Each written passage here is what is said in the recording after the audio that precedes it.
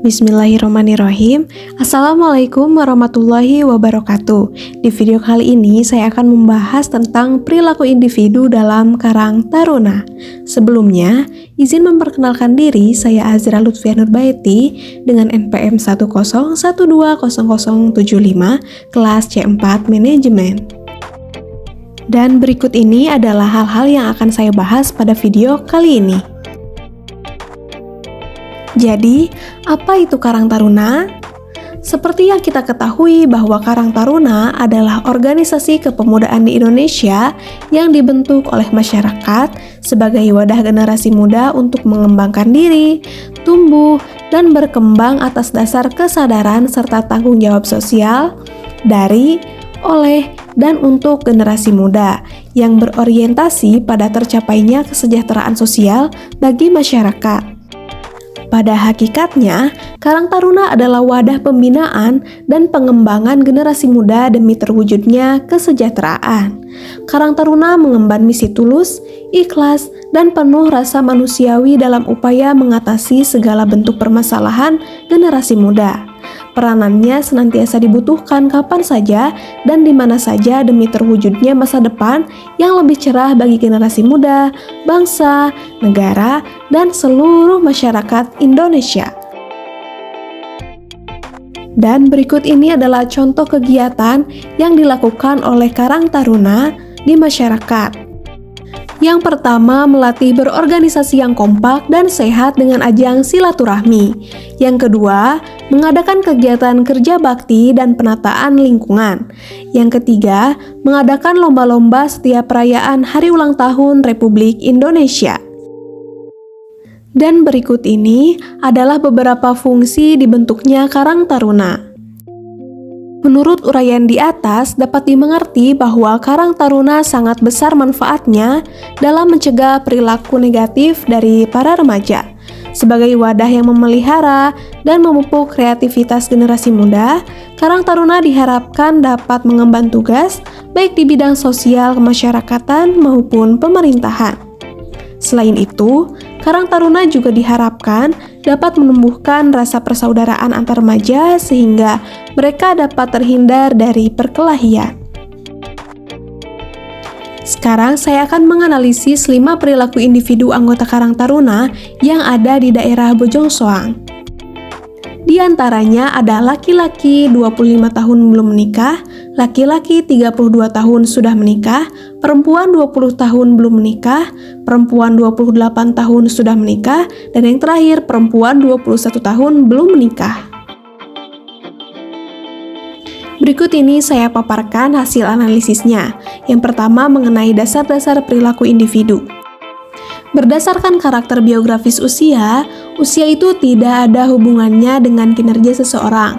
Dari data yang diperoleh, ada 4 orang yang berusia di atas 20 tahun dan 1 orang di atas 30 tahun.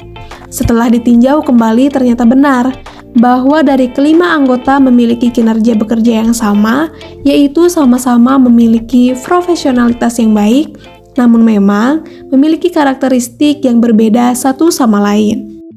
Berdasarkan karakteristik biografis gender tidak mempengaruhi atau tidak ada perbedaan yang konsisten dalam kemampuan penyelesaian masalah, kemampuan analitik, hasrat berkompetisi, motivasi, sosiabilitas, dan kemampuan belajar. Dari data yang diperoleh, ada 2 orang pria dan 3 orang wanita. Setelah ditinjau kembali, ternyata benar, baik pria maupun wanita tidak ada hubungannya tentang kepuasan kerja. Hanya saja wanita biasanya cenderung lebih patuh pada aturan, sedangkan pria cenderung memiliki ekspektasi yang tinggi dalam keberhasilannya. Kemudian, berdasarkan karakteristik biografis status perkawinan, dari data yang diperoleh ada 2 orang yang sudah menikah dan 3 orang yang masih lajang. Biasanya, orang yang sudah menikah cenderung lebih banyak izin karena memang mereka ada keperluan keluarga. Sedangkan mereka yang masih lajang tentunya memiliki kehadiran yang baik karena belum memiliki urusan keluarga. Yang terakhir, berdasarkan karakteristik biografis masa kerja. Setelah saya menanyakan kepada anggota senior kenapa mereka masih bertahan pada organisasi tersebut, mereka menjawab alasannya karena mereka sudah nyaman sehingga ada rasa tidak ingin mengundurkan diri. Selanjutnya, nilai dan sikap. Jadi, nilai dan sikap itu sangatlah penting bagi sebuah perusahaan. Mengapa? Alasannya karena menjadi dasar bagi motivasi, sikap, dan juga persepsi kita. Yang pertama, kita akan membahas tentang nilai. Jadi, nilai itu dibagi menjadi dua jenis, ada nilai terminal dan nilai instrumental. Jadi, nilai terminal merupakan tujuan yang ingin dicapai seseorang, sedangkan nilai instrumental merupakan cara yang dilakukan seseorang untuk mencapai nilai terminal. Contoh dari nilai terminal adalah hidup sejahtera, hidup yang damai, dunia yang indah, kebebasan, kebahagiaan, harga diri, keselamatan, persahabatan sejati. Sedangkan nilai instrumental contohnya seperti ambisius, terbuka, riang, bersih, jujur, patuh atau taat, rasional, dan berani. Hasil dari analisis kelima anggota, mereka memiliki nilai-nilai sendiri. Ada individu yang cenderung ke nilai terminal dan juga nilai instrumental. Ada juga yang bekerja secara ambisius namun mereka tetap tidak lupa untuk memperhatikan kebahagiaannya. Yang kedua, tentang sikap. Sikap dari setiap individu pasti berbeda-beda. Dari keragaman inilah terkadang muncul kesalahpahaman atau konflik pada anggota sebuah kelompok. Hasil dari analisis kelima individu tersebut, ternyata ada 2 di antaranya memiliki hubungan yang kurang baik. Alasannya karena satu dari anggota tersebut memiliki sikap yang kurang baik. Namun, hal tersebut tidak menjadi halangan bagi mereka untuk tetap bekerja secara profesional. Maka, dalam hal inilah seorang ketua harus peka terhadap sinyal yang diberikan anggotanya perihal masalah yang terjadi antar anggota, karena hal tersebut dapat mempengaruhi kinerja anggota dalam sebuah organisasi tersebut. Selanjutnya, kepribadian dan emosi. Pengertian kepribadian adalah keseluruhan cara seorang individu bereaksi dan berinteraksi dengan individu lain. Di samping itu, kepribadian sering diartikan sebagai ciri-ciri yang menonjol pada diri individu. Seperti kepada orang yang pemalu dikenakan atribut berkepribadian pemalu, kepada orang supel diberikan atribut berkepribadian supel. Dari hasil analisis, 2 di antaranya memiliki kepribadian introvert. Karena mereka lebih suka belajar dengan cara mengamati, berbicara dengan hati-hati, dan juga lebih suka lingkup pertemanan yang kecil.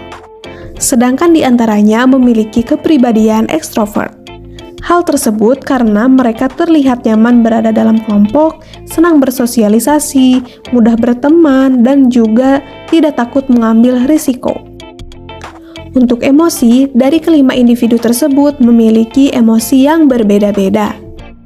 Saat keadaan suatu organisasi sedang tidak baik-baik saja, ada yang sedih, ada yang marah, dan ada juga yang tak acuh terhadap kondisi yang terjadi. Berikutnya mengenai persepsi dan pengambilan keputusan. Menurut Kamus Besar Bahasa Indonesia, persepsi adalah tanggapan atau penerimaan langsung dari sesuatu atau berarti juga proses seseorang mengetahui beberapa hal melalui panca inderanya. Atau dapat diartikan juga sebagai proses yang digunakan seseorang untuk memilih, menata, dan menafsirkan sensory impression yang diterimanya untuk memberi makna pada lingkungannya. Persepsi itu sangatlah penting karena perilaku orang itu didasarkan atas persepsi mereka tentang realistis, bukan realistis itu sendiri. Dan berikut ini adalah 5 jalan pintas yang sering digunakan dan menilai orang. Setelah menganalisis kelima individu tersebut, saya dapat mengetahui bahwa 3 di antaranya mereka memiliki persepsi selektif dan 2 di antaranya memiliki efek halo.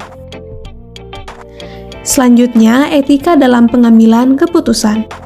Seseorang dapat menggunakan 3 kriteria yang berbeda dalam membuat pilihan-pilihan yang etis. Yang pertama, kriteria utilitarian, yaitu keputusan yang dibuat semata-mata berdasarkan hasil atau konsekuensinya. Yang kedua, kriteria hak, yaitu keputusan konsisten dengan hak dan kebebasan fundamental sebagaimana ditetapkan dalam dokumen seperti dokumen HAM. Yang ketiga, kriteria keadilan, yaitu keputusan yang dibuat adalah keputusan yang mendorong penegak aturan secara fair dan objektif atau independen sehingga tercipta distribusi manfaat dan biaya secara adil. Baik, mungkin cukup sekian yang dapat saya sampaikan. Mohon maaf apabila ada kekurangan maupun kesalahan. Wassalamualaikum warahmatullahi wabarakatuh.